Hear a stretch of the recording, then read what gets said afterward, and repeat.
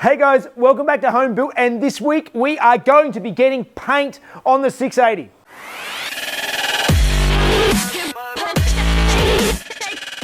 Now first of all, I want to apologise for this video being late, even though it's currently Friday and this video normally would go up tonight. I already know that I've got far more work to do that I'm going to get done today, so this is going to be in the Tuesday video, but because now the Beetle is done, we have 2 Datsun videos every week, so this will be the Tuesday video, yeah, let's get into it. Basically, I've been working on this a little bit during the week already. I've gone in and re-primed areas that I wasn't happy with. I did a few more touch-ups on the cow panel, which I mentioned last week I wasn't happy with, so I've done a bit more stuff in between, and there's a lot more sanding to do, sanding and masking. I just want to make sure everything is perfect before I paint. I don't want to rush it, and if I try and do it all today, I know I'm going to rush it. There's no rush. I'm going to get it done, and I'm going to try and do it properly, but I'm not going to put out another episode without paint. All right, let's get into it.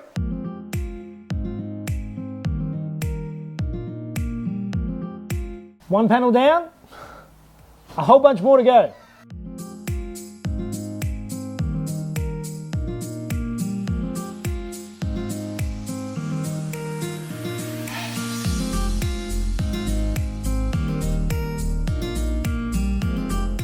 Okay, that has been a day and a half of more sanding to get everything down to 320 grit over the whole car. It's pretty good.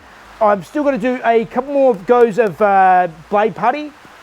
With this is just like just a spot filler for the little tiny pinholes and stuff you find around the place just before paint. I've got to go through now, do the last little bits of blade putty, and then I can 800 the whole car and mask it up, and hopefully tomorrow we will get this car in paint. I hope.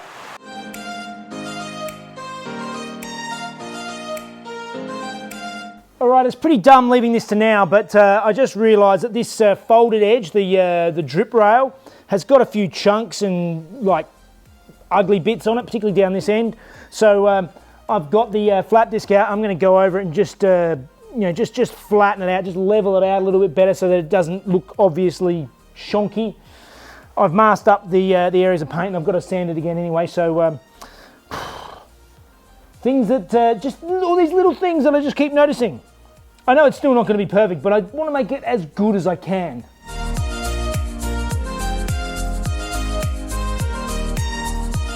All right, that's far from perfect, but it's much better than it was. Yeah, there was a couple of big divots out of it, so looking good. Moving on.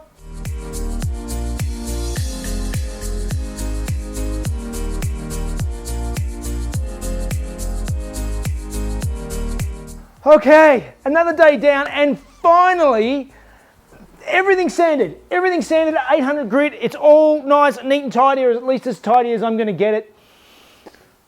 It's never going to be perfect. That is as perfect as it's going to get. So that means that tomorrow I can get in and start cleaning up and masking up and painting. Yes! It's the next day, and today is painting day, and thankfully I'm rested and ready to get into this car, and I just want to take my time and do it right. So first thing first, let's change these filters in the boot so that we've got a nice clean base to work with, and we'll go from there.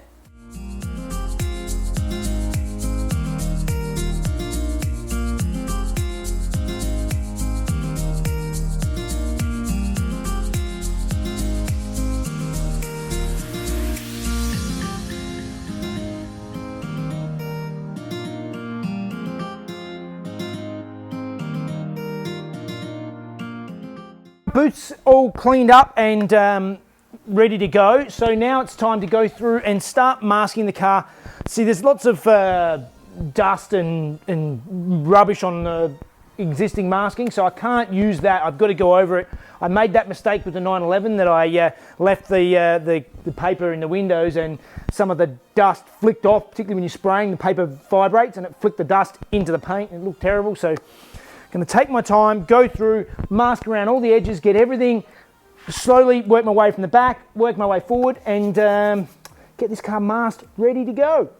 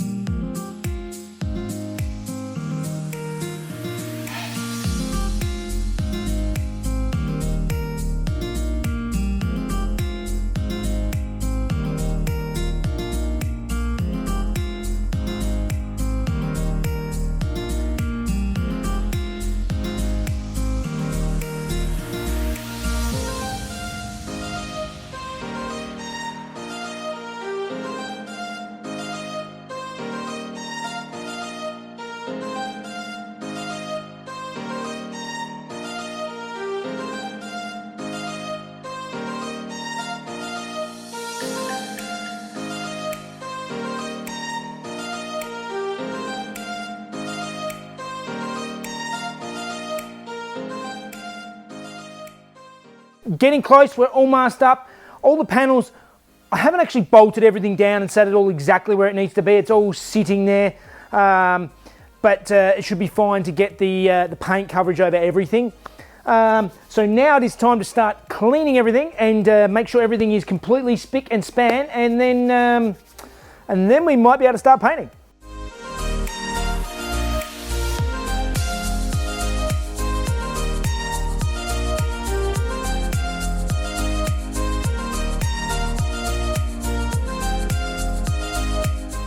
Alright, so for those of you who are just joining me for the first time, I'll just roughly go through the process with this particular paint again.